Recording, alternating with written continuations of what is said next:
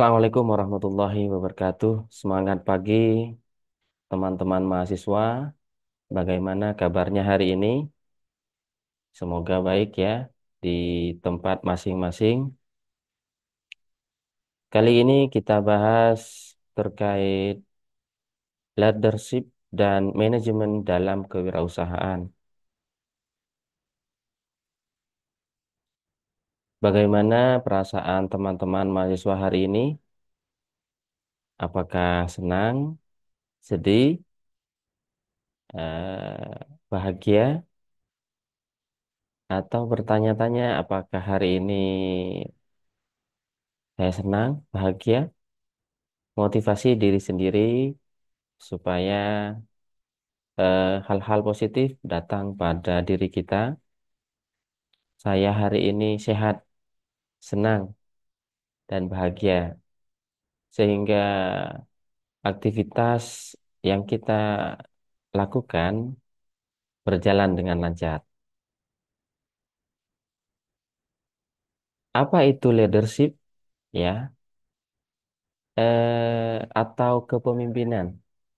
Bagaimana seseorang dapat mengarahkan, memotivasi, juga mengawal orang lain sehingga terpengaruh dengan apa yang diinginkan, tujuan yang diharapkan oleh seorang pemimpin.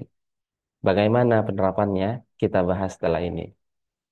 Mari kita mulai dengan ice breaking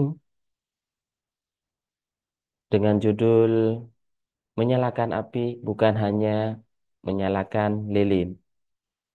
Seorang pemimpin bukan hanya tentang duduk di kursi tertinggi atau memberi perintah,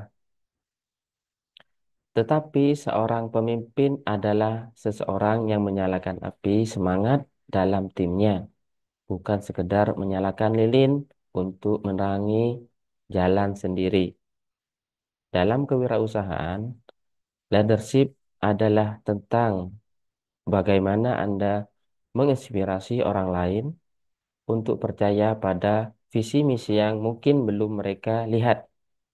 Sementara manajemen adalah seni mengubah visi itu menjadi kenyataan, langkah demi langkah dengan strategi yang terukur. Pertanyaannya, apakah Anda siap menjadi pemimpin yang tidak hanya mengarahkan, tetapi juga menggerakkan, yang tidak hanya mengelola, tetapi juga menginspirasi? Mari kita gali lebih dalam bagaimana leadership dan manajemen bisa menjadi fondasi kokoh dalam perjalanan wirausaha Anda.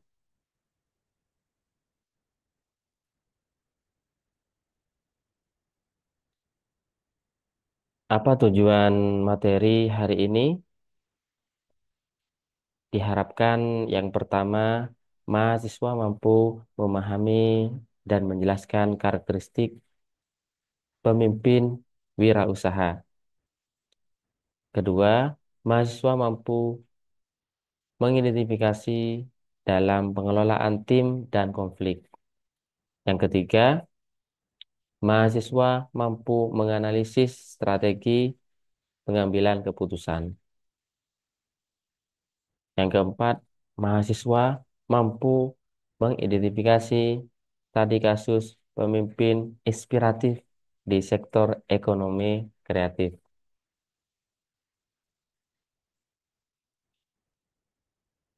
Mengapa kita harus belajar leadership dalam kewirausahaan? Di dalam kewirausahaan tentunya perlunya eh, di dalam tim eh, pemimpin yang bagus, yang dapat memotivasi di dalam suatu kelompok atau timnya. Sehingga dalam kewirausahaan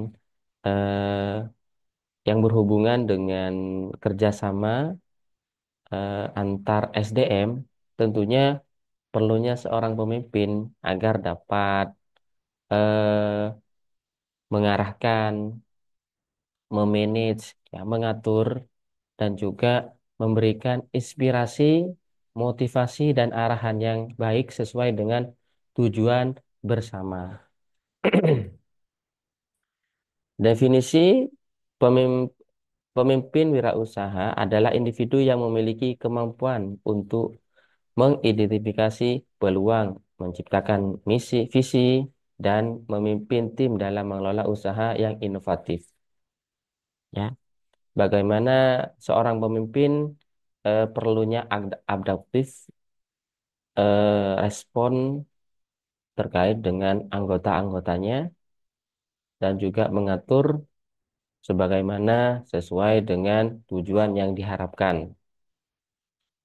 Seorang pemimpin sebagai penggerak utama dalam keberhasilan suatu usaha dengan kemampuan untuk membuat keputusan strategis sehingga dapat dilakukan bersama dan mendapat solusi kreatif sesuai dengan tujuan bersama. Karakteristik pemimpin wirausaha. Yang pertama, visi yang jelas, keberanian mengambil resiko, kemampuan berkomunikasi. Yang keempat, empati dan kepedulian. Yang kelima, adaptabilitas. Bagaimana visinya jelas, keberanian dalam pengambilan keputusan, dan kemampuan berkomunikasi eh, dengan atmosfer yang ada di dalam organisasi atau usaha yang ada, sehingga dapat menggerakkan anggotanya dan memiliki empati kepedulian yang tinggi atas sesama di dalam sebuah timnya. Adaptabilitas, ya, dapat beradaptasi, ya, adaptif, ya, cekatan di dalam tindakan. Konsep pemimpin wirausaha yang pertama, kepribadian, memiliki percaya diri, keberanian yang kuat tentunya, sehingga dapat memengaruhi anggota timnya.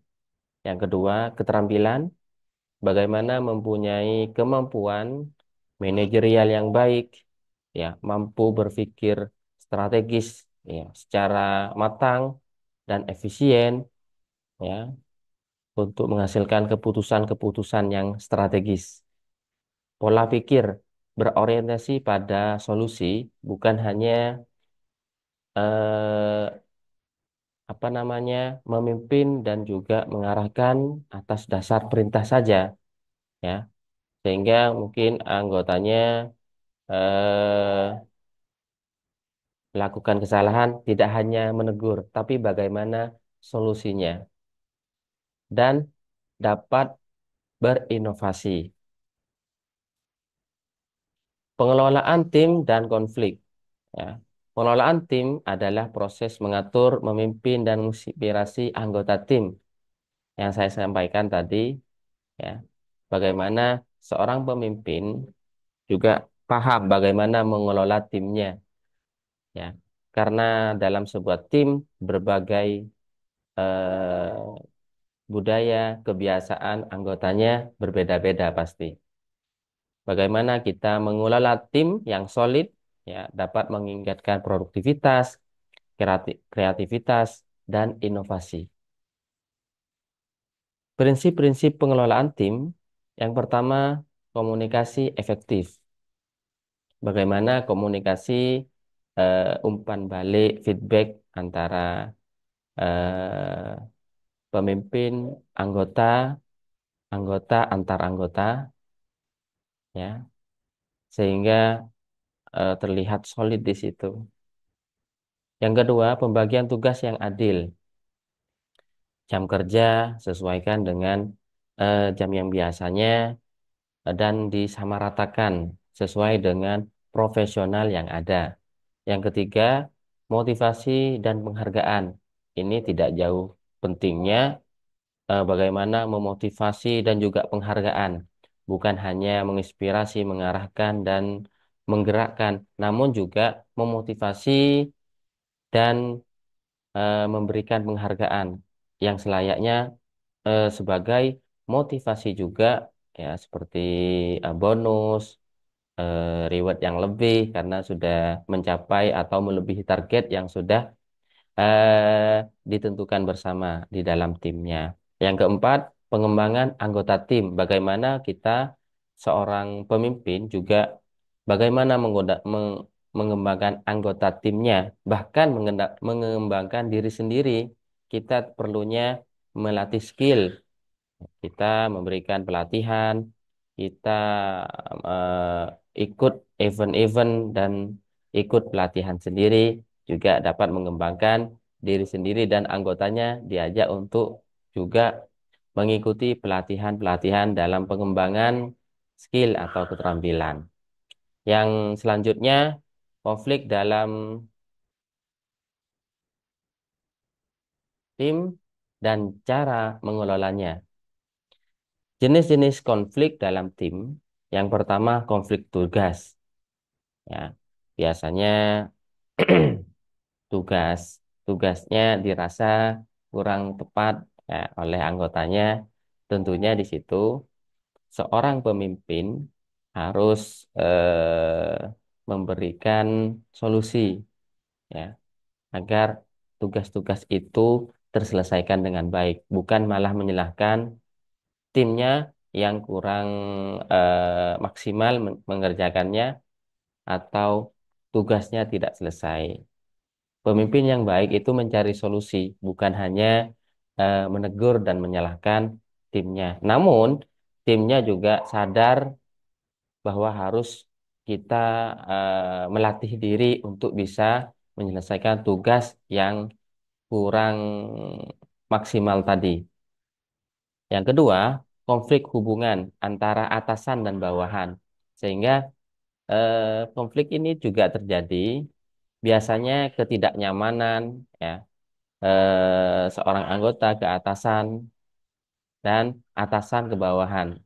Jadi konflik ini biasa terjadi, namun bisa diselesaikan dengan kekeluargaan, bisa di jam-jam di luar kerja, bisa saling bertemu, bisa saling duduk bersama, seorang pemimpin mendengarkan keluh kesahnya di luar jam kerja dan juga seorang bawahan tidak tidak membatasi diri untuk bertemu dengan atasannya dan berbincang-bincang sehingga hubungan emosional itu terjaga.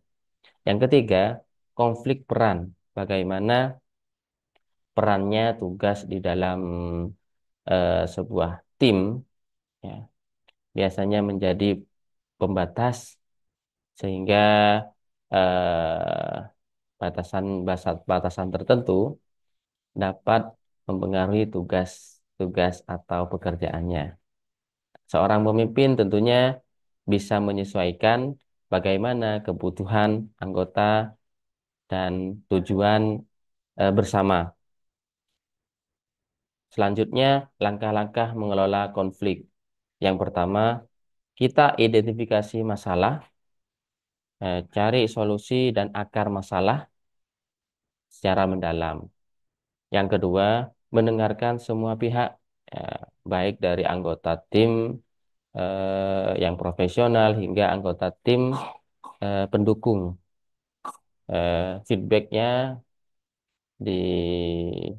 dibuka dan keterbukaannya. Kita menerima masukan-masukan, saran-saran dari semua anggota tim yang ada. Yang ketiga, mencari solusi bersama.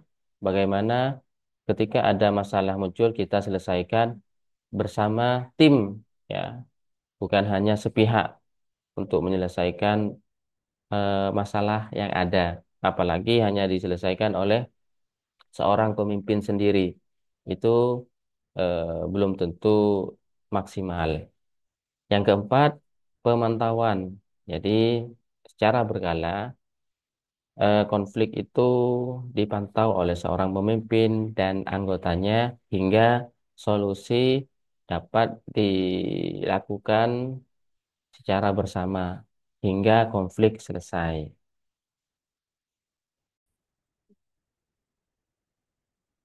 Baik, selanjutnya strategi pengambilan keputusan.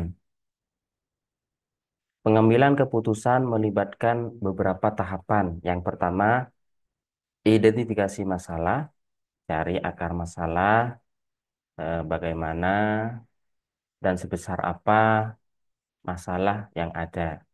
Yang kedua, pengumpulan informasi, ya. Jadi informasi terkait bukan hanya mendengarkan satu pihak atau beberapa, ya. Perlunya diidentifikasi, diidentifikasi ya, informasi-informasi semuanya, semua lini, ya, mulai dari yang terkecil hingga yang besar, yang berkaitan dengan masalah yang ada. Yang ketiga, evaluasi alternatif. Berikan evaluasi yang dapat dipahami semua pihak atau tim di pengambilan keputusan. Yang keempat, pemilihan alternatif terbaik. Kira-kira alternatif penyelesaiannya bagaimana? Yang kelima, implementasi. Terapkan bagaimana alternatif itu dapat menyelesaikan masalah yang ada dan siapkan alternatif yang lain atau kedua yang sebelumnya mungkin alternatif pertama tidak dapat menuntaskan masalah. Jadi ada alternatif yang kedua. Yang keenam, evaluasi. Evaluasi keseluruhan dari 1 hingga 5 yang ada tadi, bagaimana keputusan dibuat bersama dalam menyelesaikan masalah yang ada di dalam sebuah tim. Yang selanjutnya, faktor yang mempengaruhi pengambilan keputusan. Yang pertama, informasi. Informasi itu tentunya digali lebih dalam lagi, dicari lebih luas lagi, bukan hanya satu dua pihak, namun lebih dari itu. Silakan. Yang berkaitan dengan kepentingan-kepentingan terkait. Yang kedua, waktu. Waktu diatur bagaimana dan kapan harus kita menyelesaikan dan kapan harus tuntas terkait dengan keputusan yang diambil. Yang ketiga, sumber daya. Sumber daya yang dimiliki dan yang dapat dimaksimalkan itu apa saja? Ya, silakan bisa dimaksimalkan ya di dalam sebuah tim dalam pengambilan keputusan. Yang keempat, tidak kalah pentingnya nilai dan etika. Itu baik dari internal maupun eksternal di dalam sebuah perusahaan atau tim, nilai dan etika masih diutamakan. Bagaimana eh, kita dapat menghargai orang lain dan tata krama, sopan santun dan ucapan-ucapan yang baik, ya tentu kita tetap harapkan hal itu di dalam sebuah tim pengambilan keputusan. Yang selanjutnya, pendekatan dalam pengambilan keputusan. Yang pertama, pendekatan rasional. Secara rasional, sesuai apakah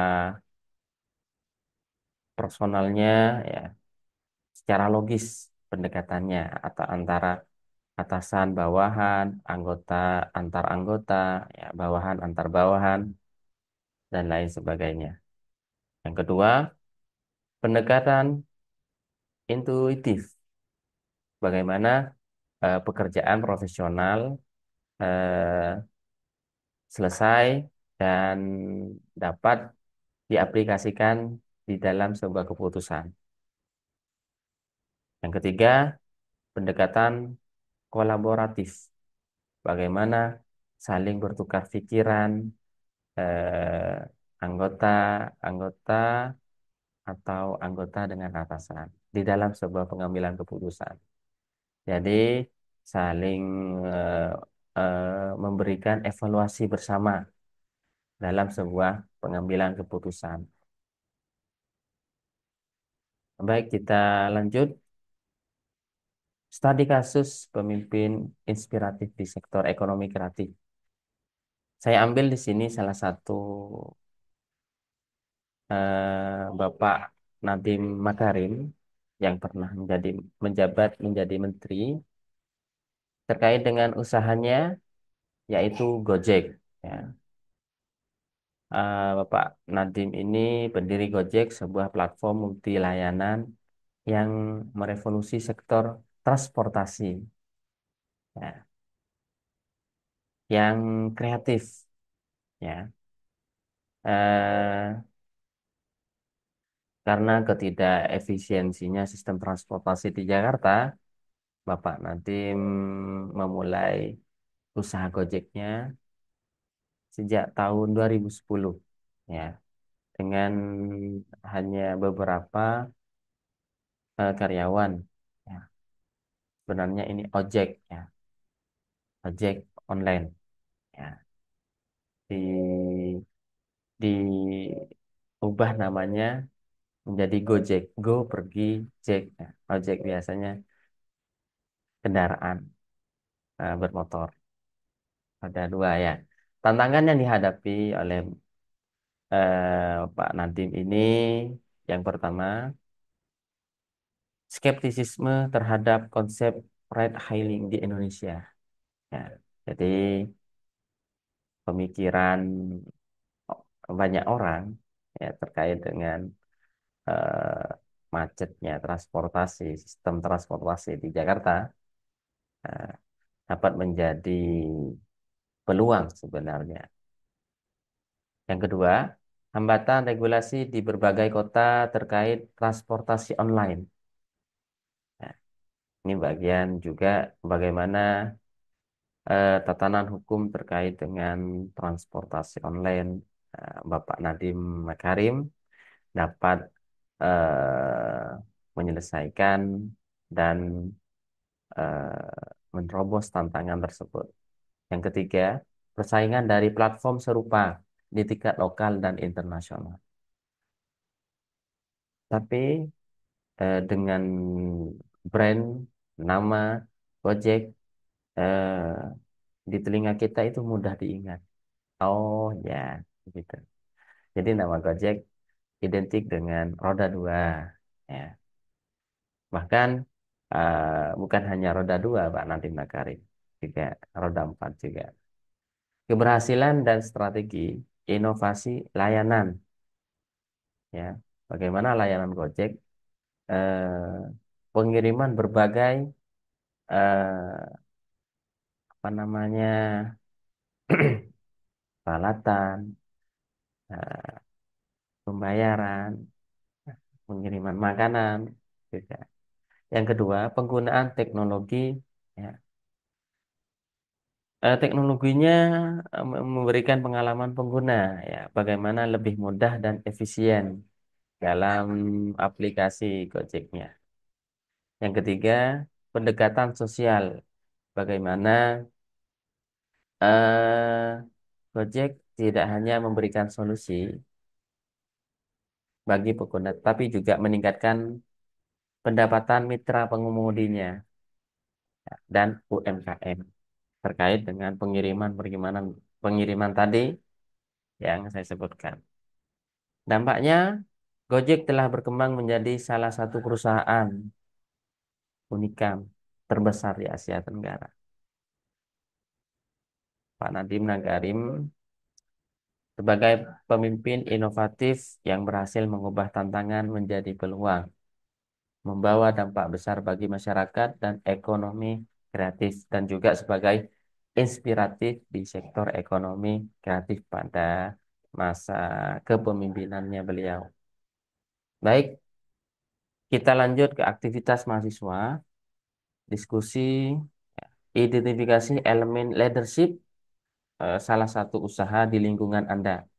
Tulis di kolom komentar di bawah sehingga kita dapat diskusi lebih mendalam terkait dengan tema kali ini. Inti sari pembelajaran hari ini,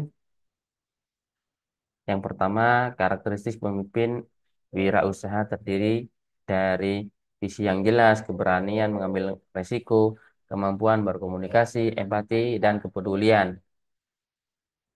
Selanjutnya, konsep pemimpin wirausaha terdiri dari kepribadian, keterampilan, dan pola pikir. Prinsip-prinsip pengelolaan tim terdiri dari komunikasi efektif, pembagian tugas yang adil, motivasi, dan penghargaan. Jenis-jenis konflik dalam tim terdiri dari konflik tugas, hubungan, dan peran. Selanjutnya, langkah-langkah mengelola konflik terdiri dari identifikasi masalah, mendengarkan semua pihak, mencari solusi bersama, dan pemantauan. Pengambilan keputusan melibatkan beberapa tahapan terdiri dari identifikasi masalah, pengumpulan informasi, evaluasi alternatif, pemilihan alternatif terbaik, implementasi, dan evaluasi. Itu intisari dari pembelajaran hari ini.